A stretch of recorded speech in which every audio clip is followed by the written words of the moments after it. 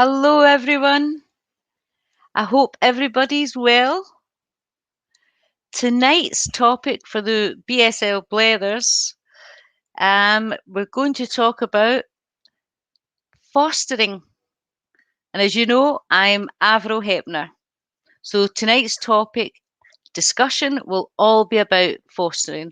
I know it can be a sensitive topic, and I know that maybe, there may be a bit of education required there. But if you remember last week, the Scottish Government were promoting adoption within Scotland. And we had the thought that this was actually perfect timing to actually discuss fostering and actually look at what is the difference between the two. But tonight we're actually focusing on fostering.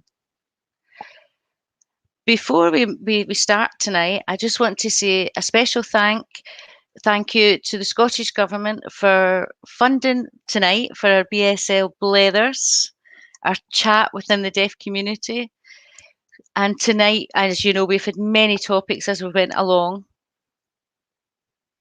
And a big thank you to the Equality and Human Rights Fund for funding this project. And again, thank you to the Scottish Government.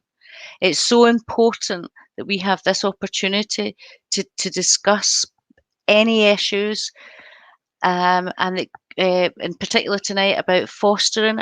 How does that impact deaf people? Deaf people may think that they can't. There might be positive journeys for people. There could be negative. So we're going to talk for the next hour about this journey. Your questions, as usual, are always welcome.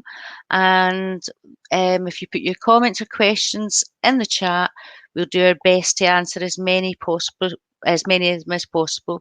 Now, I just have to say right from the start, this is a discussion. This is not advice. You cannot take this as legal advice. This is someone's lived experience about their journey, and they're just sharing that with you. I really am so delighted and appreciate that Paul Scott, this is his sign name, has came here tonight to join us. Hello, Paul. Hello, everyone. Hi. I am so pleased that you're here tonight with us at BSL Blethers. Thank you Thank so you. much. It's a pleasure to be here. Thanks for your time, and thanks for coming to discuss quite a sensitive subject, I think.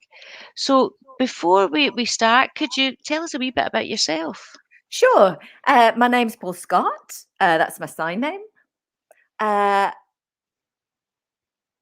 from Norfolk. That's where I grew up. So I grew up in the UK. I work in public service, but I have a background in, a lot of youth work, a lot of youth development, youth and family work, and so on. So that's why I'm very happy to be here tonight to talk about my experience on my journey with fostering and applying to foster, and have lots of interesting stories Oh, to tell, I hope. that's so fantastic. And I really do think it's fantastic you've been hearing that the deaf community get this opportunity to share with you're sharing your knowledge and sharing your journey, because a lot of the time we don't get that. And maybe there's people out there in our audience who maybe have considered fostering but maybe thought, I can't do it, it's coming up for Christmas, 2022 is round the corner, maybe this is a start of something new and a big change. I don't know, Yeah. but it's about an opportunity. So could you just maybe go back maybe and clarify just what's the difference between fostering and adoption? Are they the same thing, same process? No, they are different. They are different. Okay, so fostering is really, I mean, most people think of it as, say, for example, you might have a child who's been removed with some urgency from a difficult environment. So they've been removed as an emergency from that environment. They'll be placed in a temporary home, or perhaps that home may become more permanent as time goes by. So that would be fostering. That would be fostering with a carer.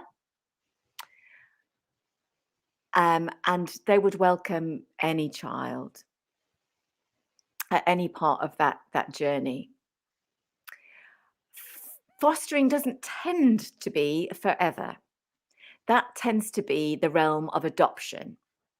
So for people who perhaps can't have children or don't want to have biological children, they may want to adopt a child who doesn't have a home of their own or a family of their own. And that is a legal arrangement that goes through court. And those children then legally become yours. They can't be taken back by anyone. So with fostering, if the child's biological parents, if their original home conditions improve, they may go back to their original homes. But with adoption, that is a forever arrangement. Fostering is a kind of helping children along in the process. It's a step in the process. So that's the difference between the two. One's permanent, the other is temporary. Okay, so just to clarify, I mean, fostering, if you like, is maybe a short term, I don't mean in time, but sort of almost like a short time commitment, but adoption is a lifetime commitment. And so, and if you Yes. adopt, then that person's part of the family. Oh, thank you so much. That's really helpful because I think sometimes we get confused because sometimes the two words are taken together. And I Uh-huh. think that's where people think maybe the process was the same. So asking someone who knows, who's been through a journey, it's great that we can have you tonight to tell us. So again, the first question I need to ask you is take you right back to the start. Where did you first get the initial idea? Oh, okay. Well, I was working for a deaf organization way back in the day. They were funded to set up a youth service, so I was working with them, and we launched the youth service. And then one day, a fostering and adoption agency, an agency that did both fostering and adoption, contacted us and asked us to go along to a meeting. So I went along, and in this meeting, they began to explain to us that there were a lot of deaf and hard of hearing children on their books, who were looking to go into fostering and also into adoption. And they were wondering if we could take them on events and activities, days out and so on, various places. And so we got talking to them and they were telling us a story. And I thought, well, as a deaf person, I kind of thought, oh, I feel that these kids are going out to these homes on temporary arrangements. And I don't know, I sort of had an emotional response to that. Anyway, I went home and I was thinking later, like, I was sitting at home thinking, well, I was in a rented house, but I've got a bedroom upstairs and, I could use a spare bedroom. And I just was starting to think all these things through. And I'd looked after children for many years. I kind of had that experience. I'd worked with children a lot. And I thought, well, why don't I have a look at this? But originally, I was thinking of Ah, adoption. That was my original plan. I thought I would adopt originally. And then I got halfway through that process and realized, no, what I wanted to do was, in fact, foster. Um, because I needed to get the experience from fostering first. And I thought that was the route to take. Um, so there's adoption, as we explained before, there's fostering, but there's also a kind of middle route, which is fostering to adopt. ah, okay. So you might foster, maybe if you've adopted before, you might foster someone and check whether they fit with your environment, whether you fit with them, whether they fit with you, and then adopt them. So I started on that route, in fact. That was my way in, really. That's so interesting that your journey started off looking at adoption, but then, as you said, halfway through, you switched to fostering. Um, so what was the actual point that you decided, or what did you do when you had decided, right, fostering's for me? I mean, Okay. was information accessible to you in BSL? Was there lots of forms? What's the specifics? Or was there things about, diversity? Were you only wanting a deaf person, or is that how it worked? Can you explain a wee bit more? Well, to be honest, it was challenging. It really was because, well, there are hundreds and hundreds of different fostering agencies all over the UK. There really are. There are so many. And unfortunately, it depends where you live, really. It's a bit of a postcode lottery. So you can go to the private sector to foster, or you can go through the public sector That's that, like through the your local councils? council. Yeah, Yeah. exactly. Yeah. And they'll have a fostering service. And I was unsure about which route to take, but the important thing for me was I'd done a bit of research and I'd looked at which agencies were around. I looked at the county council and I looked at what support they could give me as a fosterer, right? You know, if I got a child and I was fostering them, what support would I Mhm. get from the council? And then I compared that to what was available from the private sector, and it was quite different, in fact. So that's why I decided to go with the private sector. Now, um, it might have been a very different experience if I'd been with a different council, but that was what informed my decision at that time. Because there was more kind of So, yeah, support, it was everything. quality of support that was available. Um, the council seemed great, but um, I think because they're dealing with so many people, it's a bit of a a rotating door sort of system. So I decided that I would go with this particular private agency, and you know, of course, then I had to choose which one that was. And as I said, there are so many. I think I contacted about 5 different Mhm. agencies, in fact. I looked on Facebook, I looked on Google, and care providers have, these kind of, they have to be quality assured, and so I'd look at the reports relating to those agencies about their quality assurance, and, some people, you know, some agencies will only cover certain things, some other agencies cover other areas, so I looked into all of that. And then I contacted the agency. I said, I'm interested in fostering, filled out the form, and they sent me some paperwork straight It's away, just easy. basic name, address, who are you, where do you live, whatever, that kind of thing. Why do you want to foster? What are your reasons for fostering? So I filled that out, sent that off. And then I was invited to go to a pre interview, it was called. It's kind of like going for a job interview, really, a pre interview. So a bit like a job.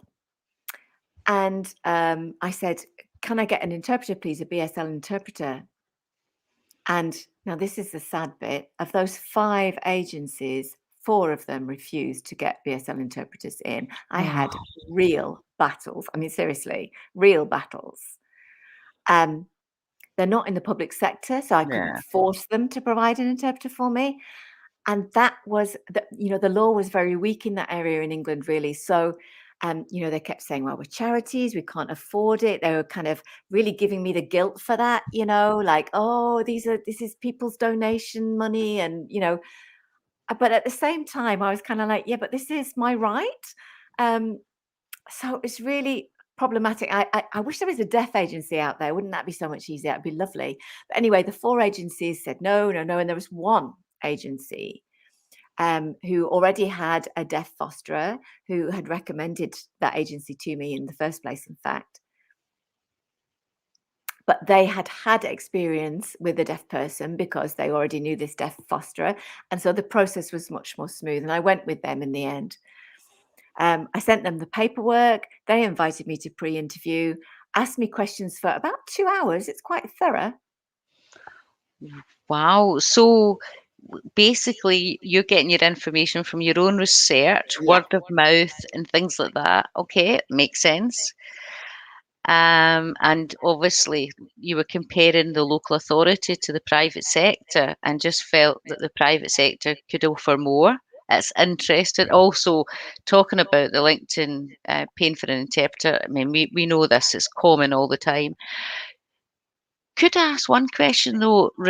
It was good that they provided an interpreter at the end, but did they say that there certain age groups of children that you can Ah, foster or anything like well, that? yeah, that's an interesting point because this area is quite complex and sensitive as well. Because when I went to this pre-interview and they asked me all these questions for 2 hours, it was all about my life history. And what was really important was to be entirely open and give them the full A to Z. You can't be embarrassed. You can't hide anything. You have to just disclose everything, be completely open, because they're not judging you. They're not making those kinds of judgments about you. What they want to do is they want to assess you. So I was talking about, I went to mainstream school. I was bullied at school when I was young, because I was in mainstream. Um, and the agency, they don't judge you on that. Yeah, that's now lived experience. Yeah, they say it becomes formative to your character, that you've got resilience, that you can help children in the future because of that experience, that you are, as a result, more resilient because of that. And so that's why in the end I was approved. And it was lovely. I thought, I might need to be cagey with that. And I thought that they might be, once I'd been open, that they might be reluctant, but they weren't. So they write a report based on that interview. They send that to you. You approve it, and then that's sent to the panel of decision makers, like a board or whatever. The people who kind of read through that report and then approve whether you would be appropriate to go forward for fostering. And that was the start of the process. Really, it's called a Form F, famous form, and there are 5 stages. 5 levels really for fostering. So you get that first assessment, second assessment, and then there are further assessments as you go along. Finally, you get to F, and the Form F is very, very detailed about finances, whether you've got any criminality or trouble in your background, disabilities, do you have your own home, do you have children, do you have any pets? Do you have a rabbit, a cat? I mean, it's really detailed, and you have to fill all of that information in. There's a timeline. What was it like growing up? Which countries have you lived in, and so on? What were your family? What's your family tree? All of those kinds of details. And it's really important, all of that information, because it's about what your support network is.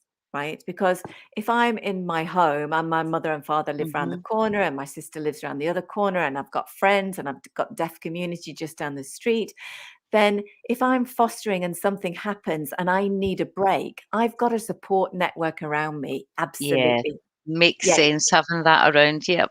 Yeah, and that's part of the assessment. Do you have good support networks around you? And so that's why, because I'm a single man. So that was interesting in itself, but I had to provide that information. Yeah. You've anticipated my next question. I was just ready to ask. Are you allowed to foster when you're single, particularly if you were a single man, or can anybody, Yeah. regardless of how people identify? Anyone can foster. Anyone can foster. Honestly, really doesn't matter your ethnicity or your sexual orientation or your gender identity or any of those kinds of things, whether you're single, whether you're married. Honestly, anyone. It doesn't matter. Anyone can foster. That's the bottom line. Thank you. It's such useful information. And it's good that you explained the processes and the stages you had to go through. The journey from start to finish, how long does it roughly take? It does depend.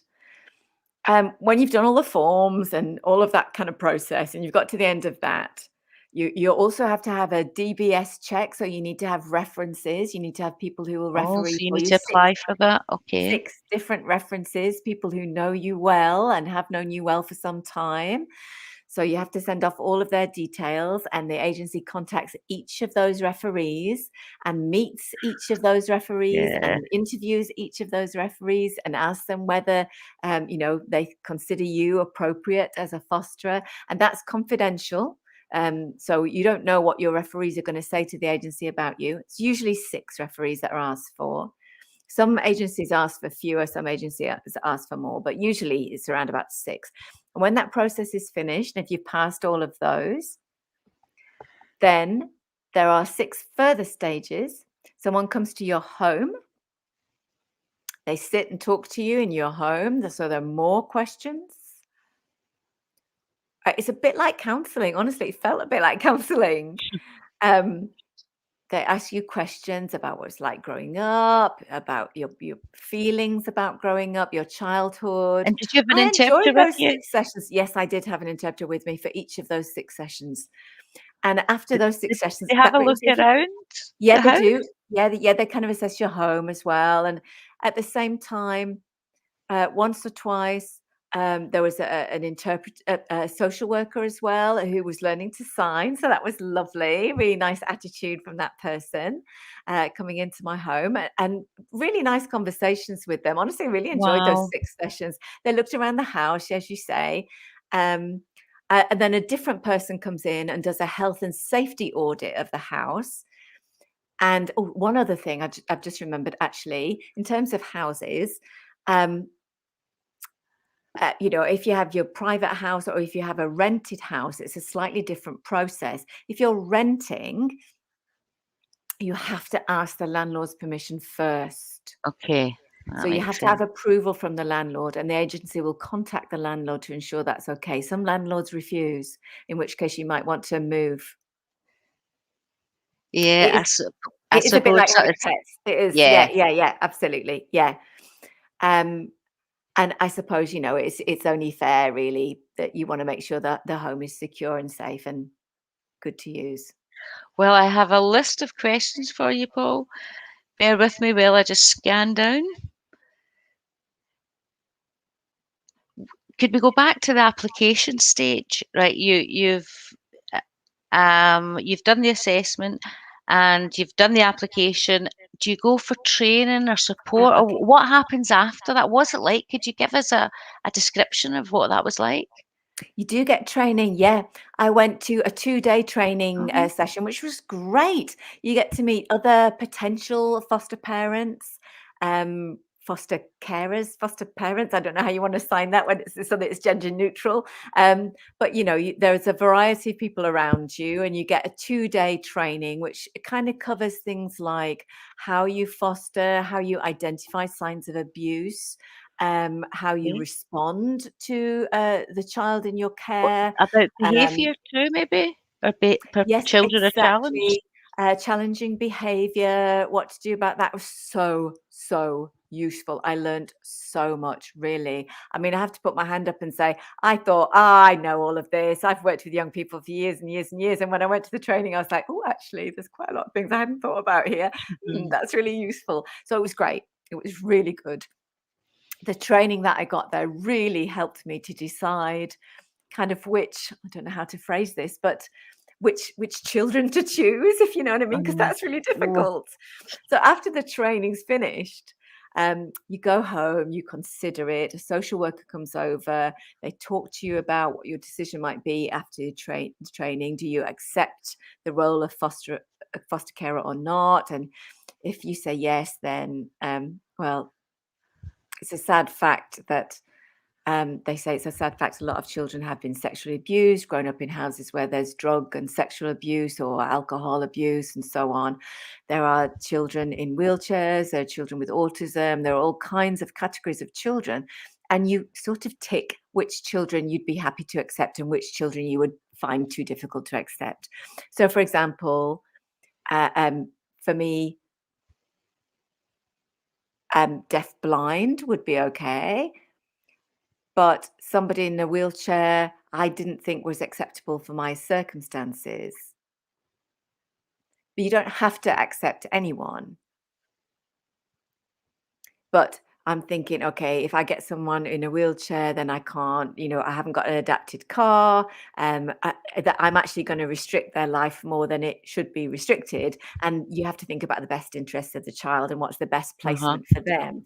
So you have to be very clear yourself about what you would like to accept or not. And I felt I couldn't deal with children who had been sexually abused. I'm a single man. I think as a foster carer, society is still trying to get its head around the fact that I could be a single foster carer. And if I was Yeah. also dealing with sexual abuse on top of that. Um, so I had to try and kind of think about. what I felt I was capable of doing, what the risks were of having a child in my home. If the child accused me, what evidence would I have to support me? And so you have to be very, very careful about that and think about clearly about what your experiences are. Do you have experience with autism? Could you do that?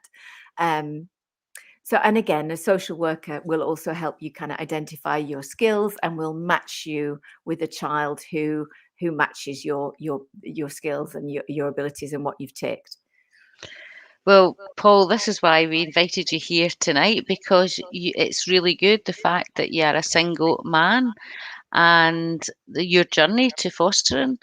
It's the fact that it's not fair for you that you had to go through all of these agencies to find the right one, but it was great about your journey. Well, I mean, there's a lot of refugee children as well that need fostering, and I said yes because Mhm. obviously I've been to the Middle East. I lived there, so I'm very familiar with that Where is it culture. you've been So again? that was one Jordan, of was the it? things that I chose. Yeah, I've lived in Jordan. Yeah, I lived there for many years. That's right. Yeah. Oh, I didn't know that about Yeah. refugees. So there are some children who arrive without parents. And so, they may be Muslim, and I'm very familiar with both their culture and their language. Lovely. So the social worker recommended that I would be particularly suited to fostering children with that experience. And I'm very happy to take those children. Wow, that's fabulous. Let's all right, okay. Can we go back to your training again? You said there was like 2 days training. Um, and I assume that was a kind of induction, but is there regular updates, regular training? Oh, yes, there is. Yeah. Yeah. So you have this 2-day initial training, which is obligatory, it's compulsory. And you're given a certificate when you complete that. And that's what you show to the social worker to prove Okay. that you've been through this kind of initial training. And then if you're approved, you go on to the next stage. And you have to take an annual sort of refresher. It's like CPD, Yeah, just like update many things. professionals do, kind of professional update Mhm. to update your skills. And there are various modules that you can choose for training, and you can join. You can do that online, or you can go face to face in person for a training session. And they're very interesting, actually. Honestly, really, really useful, and it's fabulous kind of personal development, actually. And again, you meet other Do foster you get to carers. chat? Yeah, I forgot to add, we also do have groups as well. So we meet once a month as foster carers in our local area. Um, so there's a local kind of foster carer group, and we come together with our children. We go out on trips, days out, and Wow. things, and that's lovely. You meet other people in the Oh, same that's situation. so It's nice. so valuable. It's really terrific. So they're never, Um, no and one feels alone. the agency provide an interpreter for that as well. So it's great. They've got a fantastic Wow. attitude to that. I am being distracted because I can see these questions popping up from our audience. So I'll ask one of the questions. Bear with me. Okay, so we've covered the training.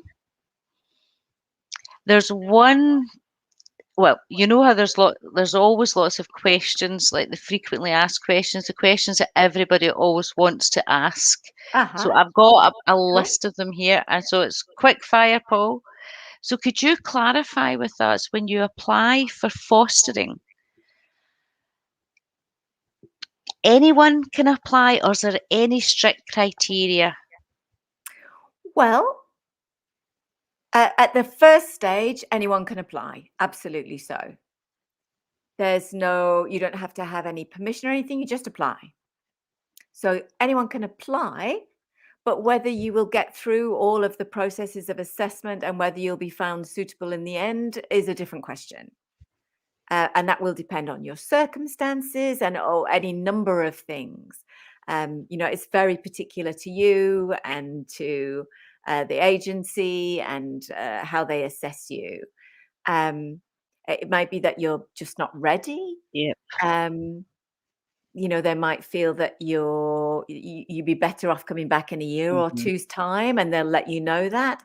It's really useful. But at the first stage, yes, anyone can apply. Okay, so anyone can apply. Um, you don't have to be professionally qualified or Oh, educated, no, degree no, educated not or at anything. all. No, no, no, no, no qualifications necessary. Just some kind of, life knowledge and experience, really. That's useful. But qualifications, no, none at all. No, no. Okay. Third question, again, to clarify, you'd mentioned um, that you've seen like anyone could apply for fostering. However, you must have your own home. Do you have to have a spare bedroom? Is that right? Or can they mix with, say, you had children in another room? Do they have to have their own room? Mm.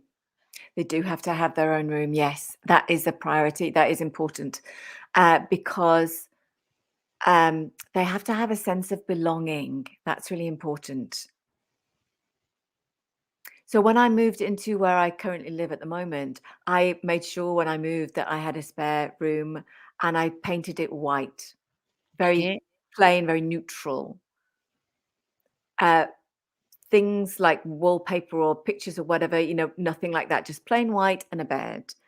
Because when the child arrives with you, you want to be able to discuss with them, um, they've got their own bedroom, that they have their Uh-huh. privacy, that they have their own sense of belonging, that they have a space of their own, that they Uh-huh. can close the door and have some time of their own. And then Wow. they can decorate the room according to what they want. They can buy things. You get a little allowance, so you can buy wardrobes and chest of drawers Oh, and things like didn't know that. that. But you can buy them. It's important to help the child choose their own so that they get this real sense of belonging and that these things belong to them. Fantastic. Going back to what you'd mentioned about anyone can apply initially, but is there an age restriction? Do you have to be over a certain age or under a certain age? I mean, is there Mhm. a kind of ballpark here? It does vary from agency to agency. Some agencies will accept 18-year-olds. Some say Okay. you must be over 21. Um, I think most really go for the over 21 restriction. Um, but 18 and above, I'd say, depending on the agency you choose. And the same is true of councils as well. It Okay, varies from area to area. so that's maybe something you should check just to check the Indeed. age. Indeed. Yeah. This question is kind of linked again with the age. Um, I'd been doing my own research, and it was again one of those things I'd never ever thought about.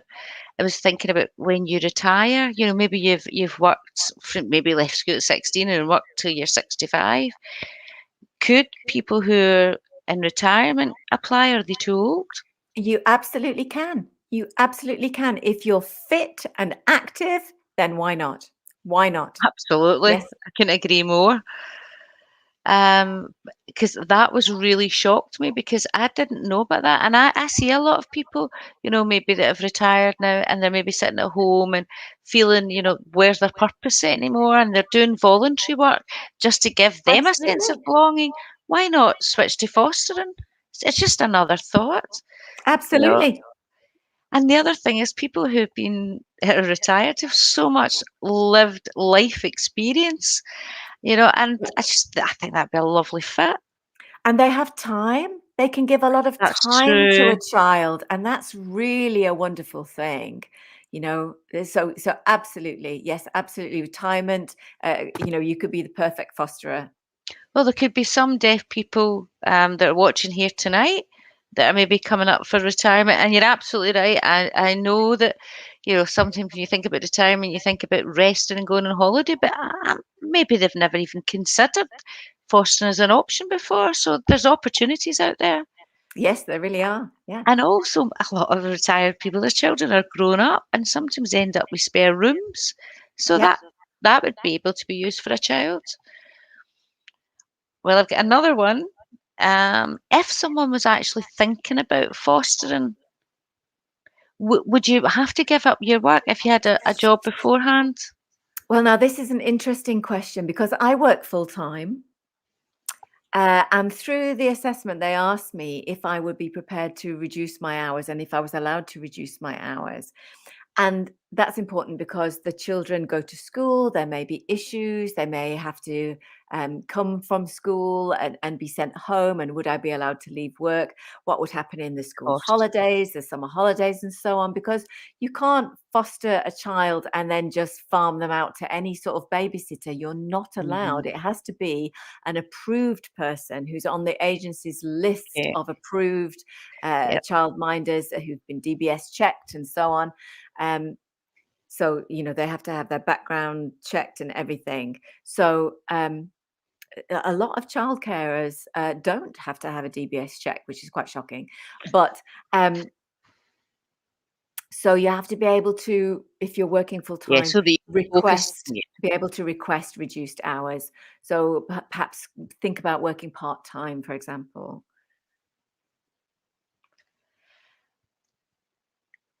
Maybe if I had children already, are you allowed to foster, or do you well, Oh, you can, yes.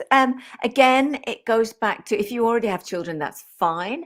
Carry on as usual. You live your life as normal, but you have this extra foster child in. Now that comes with some rules. Um, so it may be, particularly blatant clothing wouldn't be allowed. Sexualized clothing, or some forms of contact wouldn't be allowed. Physical contact. Um, so you'd have to consider the effect of that on your family, um, and whether you could of integrate that course. child well into your family or whether that would cause issues.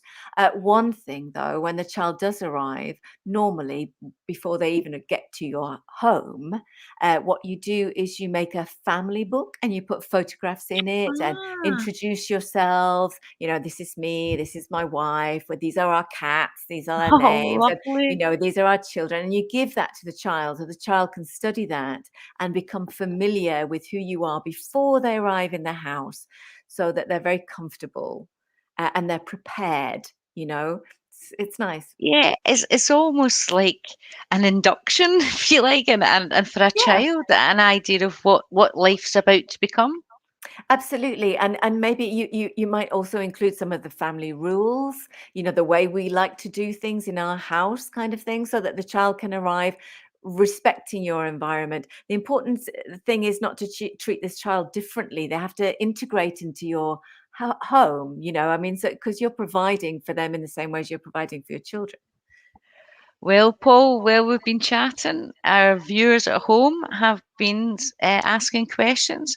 We've got Magella who's asking a question. Do you know how, and you can actually see the question at the bottom of the screen, how many children do you know that need a home within the UK? Let Oh, me just have check my screen. I'm not sure I can see that. Could you sign that to me, please, Avril? I'm not sure I can see that. absolutely. So, how many children do you know that need a home within the UK? Oh, that is a great question. Thousands and thousands and thousands. And here's a fact for you. Um, Children who have no home, the numbers are growing. So, for fostering, and I'm sure Jobson is the same, there are not enough fosterers to meet the need. They are Really? desperate to attract more Mm. people into fostering to meet the needs of this growing, growing population of children who have lost their homes. Um, so there are not enough foster carers in the UK, and that's why, if you're interested, step up. And is that the same for deaf children? Oh, yes. Those thousands and thousands aren't thousands and thousands of deaf and hard of hearing children. I'm talking about children in general. We don't have exact figures for Hmm. deaf and hard of Right, hearing children, okay. so I can't give you an answer to that question. Um, there's certainly a percentage because when I was first interested in fostering, I was told that one of the difficulties was placing deaf and hard of hearing children, and that children who used Mm. wheelchairs or had autism were more Yeah. easy to place than Again, deaf children communication. because of that. Yeah, exactly, the sign language barrier, and that if foster carers didn't have any sign language skills, then they became not suitable to foster the child because they couldn't provide the right environment. So finding families Mhm. is very difficult. They're desperate. We really don't have enough. Well, hopefully tonight's discussion will maybe, spur Oh, on let's some hope. research, maybe get some statistics. I mean, our census Yes. is due, so maybe that's something that we would be wanting to know, within social work or something like that. It's a great question, though. Thank you, Magella. Our next question is from, and it's Susan Sinclair. And I'll sign this question for you. Okay, it's written at the bottom.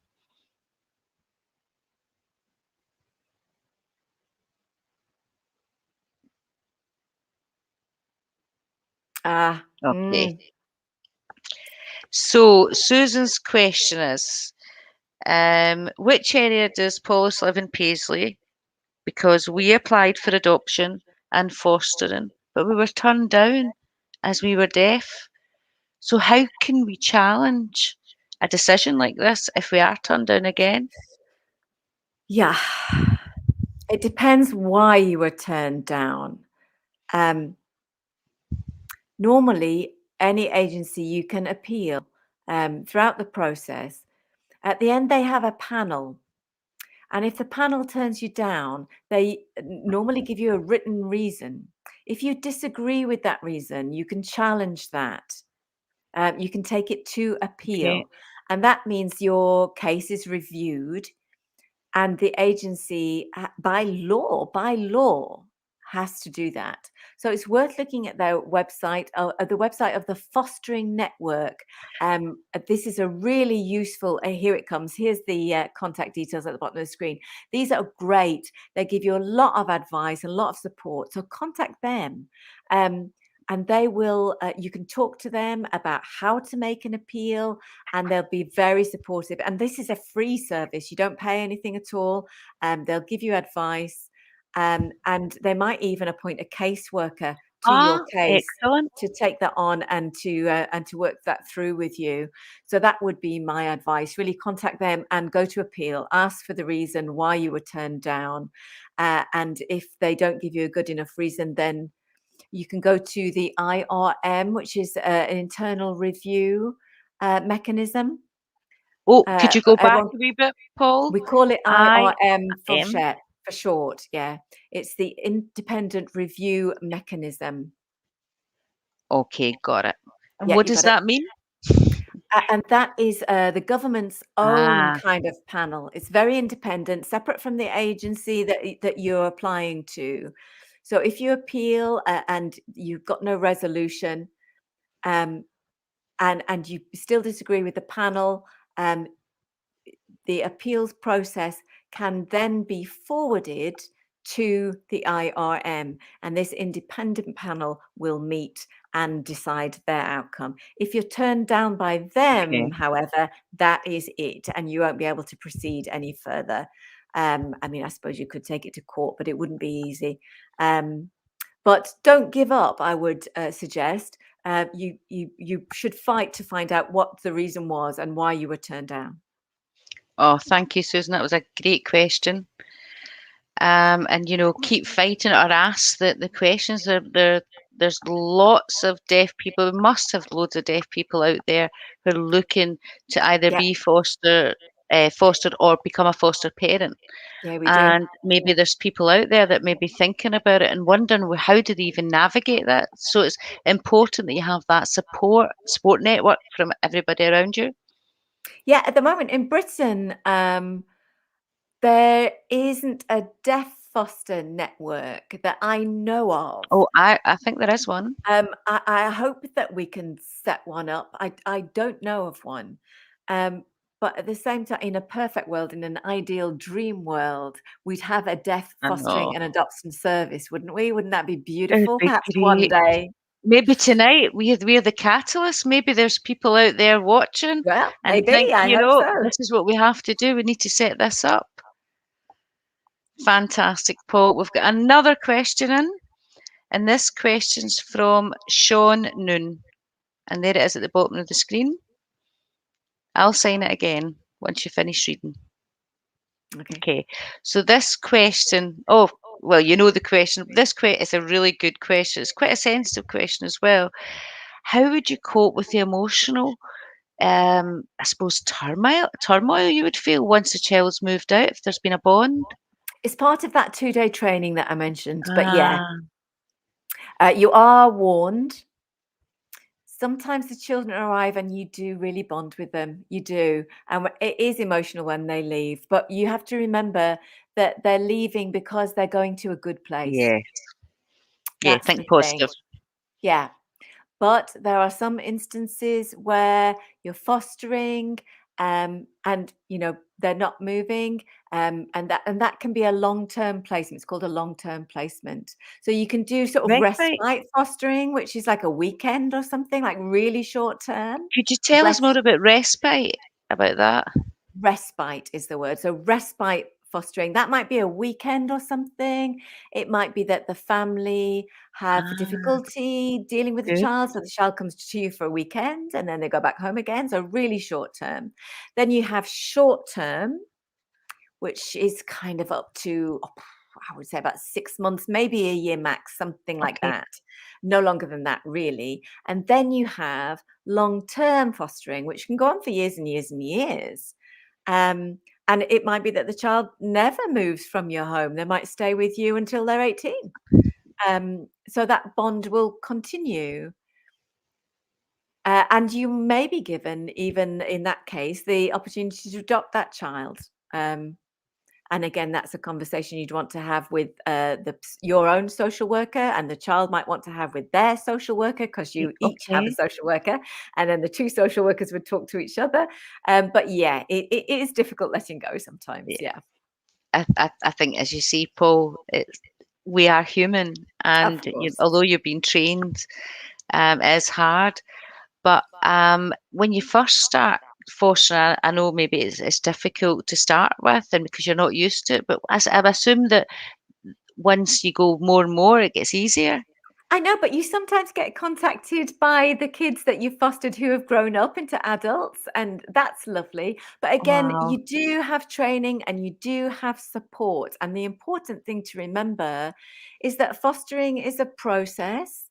Um, and it might be that once the child you fostered goes to adoption, that's Okay. it. You're no longer a part of that child's life. So you do have to have your boundaries. Great question, Sean. Thank you for a great answer, Paul. Thank you. I've been getting questions coming through in my mobile, Paul. Would you believe it? There's a question that's come in, and it's about the application process for fostering. And they said the way that you described it, it felt as if you'd have to have a really good level of English. Um, do you think they would accept BSL? Well, that is a good question. Um, yeah, the forms themselves, they are a bit dense, but um, I didn't get translation. But you could ask the agency for advice, and translation support. I mean, I did mine myself, because there's a kind of timeline, especially that bit was really difficult. Um, I did, for that part, say to my social worker, "Can I just do this in BSL?" And somebody typed that out. And because I've got this Ah, this social worker who was learning BSL, that was great. And I was working with an agency with a terrific attitude, so that was good. You may find other agencies respond very differently, well, so it's a question of which agency you go to. I suppose it's just about asking then, and maybe gently reminding people of our rights. I mean, Scotland's very different because we have our access to language through our BSL Act. Yeah, But it would maybe worth even letting the panel know that people out there are looking to foster, but there's barriers still. sure. Yeah. Phone's still going. Another question, Paul. So this question is about fostering. You've got obviously social work are involved. What is the connection with social work? Because obviously you're there for all the child's health. Okay, so when you get a child, they have their own social worker, and you will have your social worker, and they are Ah, they're two different people. You can't have the same one. So the social worker will check in with you every week. How is it going? Um, and every day they have to oh, write a report, a daily report. Um, again, you're looking at English here. So when you're talking about access to language and BSL, that might be an issue actually, because you're making these daily notes about your child. yeah, because you could simply do it in a video and Yeah, log yeah. things as well. But it's fact based. Today the child did this, they went to school, an incident occurred, blah blah blah blah blah, and then you email that to well, I email that to my agency. So I email that to my agency. I'm not allowed to keep that information on my Ah, computer. I then oh, that, delete that, and yeah. the agency keeps it. So, if your laptop was Mhm. stolen or it was broken and you had to take it into a repair shop, that information would be on it. So you must delete it every day, at the end of every day, when you've written this report. But as I was saying before, you have a social worker, the child has a social worker. The child's social worker is responsible for checking on their health, and they come regularly, and they will meet in a separate room, and you're not allowed to go into that room. And they talk about, whether they feel stressed, how they're coping, whatever. And you will have those conversations with your own social worker. So it starts Ah, off kind of very frequently, then it goes to weekly, then it's once every 2 weeks, then it's once a month, depending on how long your fostering placement is. oh, thank you for that. Another question? There's so many questions, Paul. This is an interesting question, and it's talking about family. So when your family, right, say for instance, you have a child coming to you fostering, but the family have a different or different Uh-huh. religion, sorry. What do you do? Or, do you, if the child doesn't like things that you're doing, what do you do if your religion's different in your culture? Okay, when you're approved as a foster carer and you've passed and you got through all of those hurdles, the agency has a kind of list of children, and they do a kind of matchmaking exercise. So you may have put your religion, maybe you're Jewish, maybe you're Muslim or Roman Catholic, whatever you are. Um, you'll have stated what the culture of your home is, what the culture of your family is, and the agency Okay. will match you accordingly. So they'll make sure that they pick the right child for you. They won't be kind of putting somebody completely different to you with, an experience that you don't recognize at all. They won't be placing them with you. Okay, so what would happen if you had a child, everything matched, but actually in real life there wasn't a bond, you couldn't have that rapport? What would happen? It does happen. Sometimes you don't bond, sometimes you can't get on, and you just have to say to your social worker, "I'm sorry, this one's not for me," and the social worker will take the child away. And yeah, it's awful. It's very difficult, I know, but yeah, that does happen. Can happen. Just to say, what's important with fostering is that if the child doesn't feel that they fit, they can be taken away. With adoption, that can't happen. Remember, adoption is a permanent arrangement. Thanks for clarifying that again, Paul. Okay, looking at more questions here.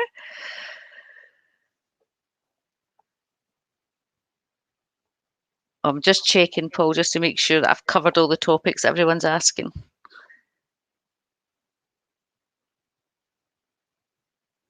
Well, actually, I've got a question I want to ask. Um, and it's in relation to, would you believe it? Actually, we're nearly up at an hour. I cannot believe it. The Oh, time's wow, just time zooming. flies. I know, I can't Yeah. believe it. So really, Paul, is there anything that you would like to give to our audience or people at home or maybe who watch this discussion later on? Any advice or message about if they want to foster in the future? Well, if you have heart and you have a home and you have some space in that home and that's some space in that heart, there are a lot of deaf and hard of hearing children who need that. They need someone to care for them. You could foster them. You Mhm. could care for them. Just go ahead. Um, we need more BSL users, more deaf people as foster carers. Um, and the more we get approved as foster carers, the better the access will become. And the more normalized it will be for deaf people to be foster carers. If you hang back because you're worried you're going to fail, then we won't break down that barrier. Step up, be honest, be open, apply, tell them your situation. Don't worry about it. Don't be frightened. Just see how it goes. And I have to say, honestly, it is a beautiful experience. That even that whole process of being evaluated is beautiful.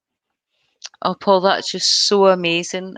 You gave such a positive flavour to your journey, and also telling everybody you can do it. Deaf people can do that. Well, they can. That's right. Yeah. Oh, I think we've got time just for one more question, and it's from Susan Sinclair again.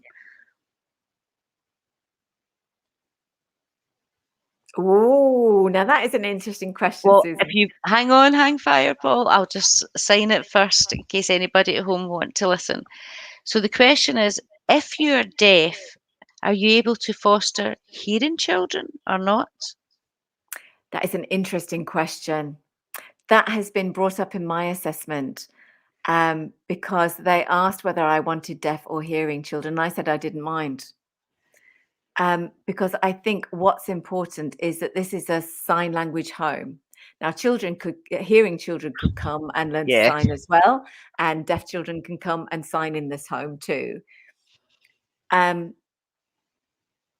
Now, if a hearing child arrived and found that difficult, um, you know, that would be to be expected. That would be natural. It's up to you to adapt. You can't expect a child to do that. The child has come to you for care.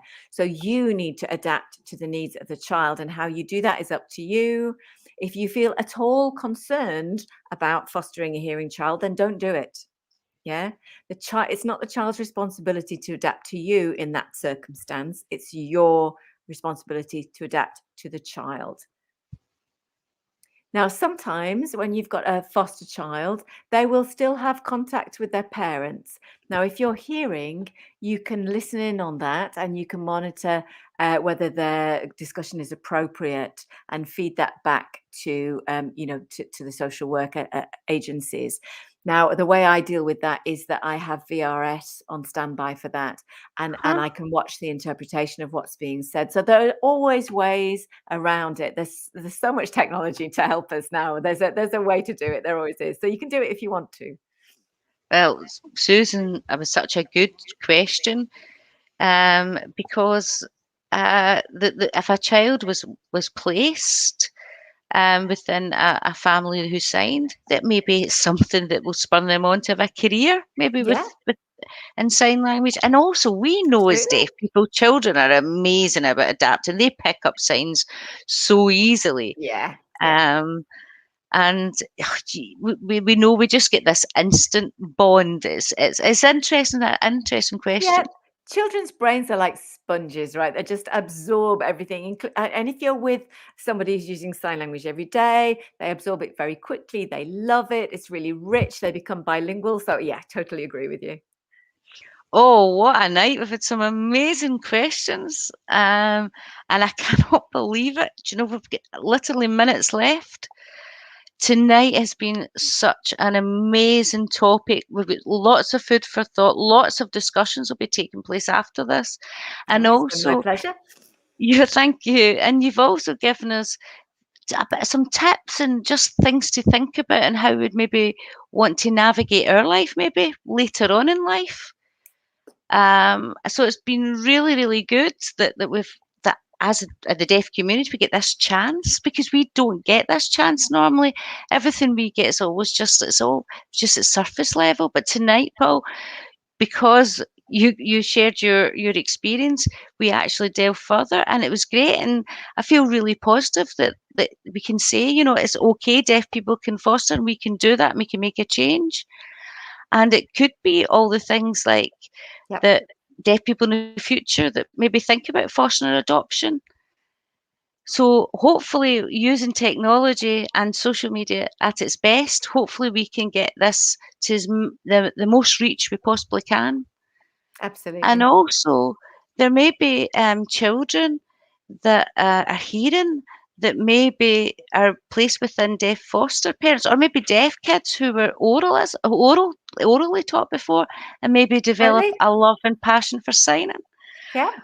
Wow, I think we've exhausted everything tonight, Paul. I cannot thank you enough for coming here. It's been It's so amazing. my pleasure. Thank you very much for inviting me. I'm very pleased to Thank share you. this information. Thanks, everyone. Bye. Bye, everyone. Bye.